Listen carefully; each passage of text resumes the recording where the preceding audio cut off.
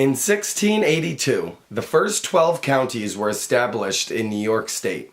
In 1809, one of those counties, called Ulster County, split apart and was made into what we now call Sullivan County.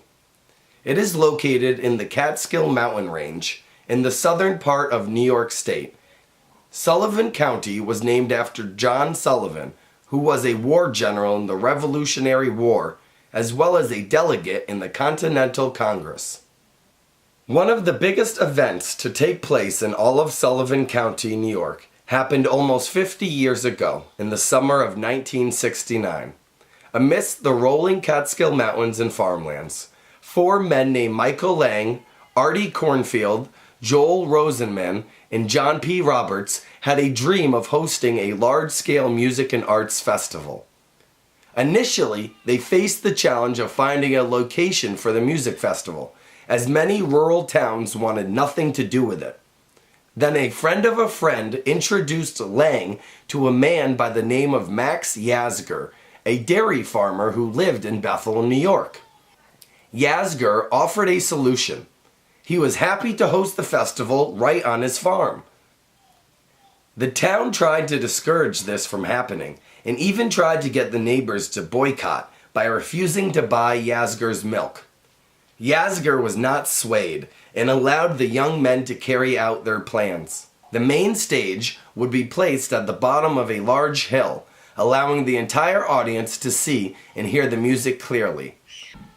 There was also a nearby pond that would later become infamous in history for all the hippies that were skinny dipping.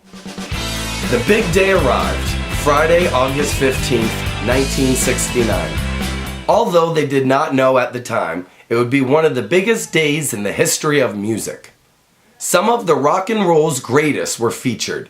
Richie Havens opened up the festival and played an improvised version of his song Freedom. Jimi Hendrix closed out the show, playing a rendition of the national anthem that is still vastly popular today.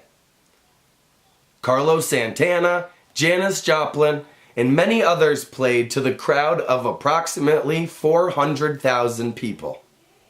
Some say that it wasn't just a revolution for music, but a revolution for peace as well. America had just endured a decade of violence and conflict. From the assassination of President Kennedy and Martin Luther King, to the Vietnam War and the mandatory war draft.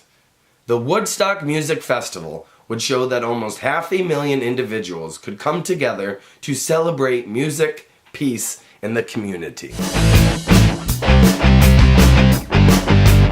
Welcome to the original Woodstock site. I like to come here as often as I can. Just something peaceful about this area. You can picture thousands of happy souls strolling the land and enjoying some of rock and roll's greatest artists. This land is now owned by Alan Gary. He has made it into a great concert venue called Bethel Woods. It is a non-for-profit music venue that hosts a couple dozen shows a year. The specific area where the main stage was is typically kept free of concerts. Visitors will come all year to see this historic site, and many will lounge on the hill, reminiscing of old times. It's amazing for me to think of all the people that came out for Woodstock, to think about what it must have looked like and felt like. Listening to amazing music while sharing peace with the camaraderie of friends and strangers alike. What an amazing event in history. And it all occurred right in my backyard.